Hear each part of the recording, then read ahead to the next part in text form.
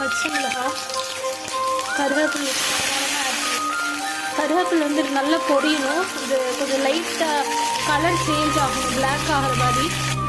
கருவேப்பிலை போட்டதோட கண்டிஷன் இந்த வருடம் ஆகும்போது பெல்லாரி வெங்காயம் ஆட் பண்ணிக்கலாம். 2 3 கறி எவ்வளோ அளவு இருக்கோ அதுக்கு தகுந்த மாதிரி ஆட் பண்ணி. சால்ட்டு, காரத்துக்கு தேவையான பெப்பர். பாருங்கள், கலர் இவ்வளோ சேஞ்ச் ஆனதும் நம்ம கிரேவியில் இருக்க அந்த கறியை வந்து அப்படி லைட்டாக ஃபில்டர் பண்ணி ஜஸ்ட் அந்த குழம்போடு எடுத்து இதில் போட்டுக்கலாம். கொஞ்சமாக எல்லாத்தையும் ஆட் பண்ணிக்கலாம், இல்லைனா கறி ஃபுல்லாக ஆட் பண்ணியாச்சு. இது வந்து நல்லா ட்ரையாக பண்ணணும்.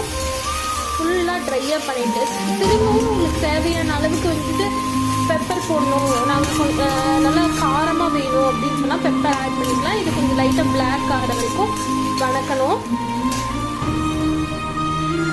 அருமையான பீஃப்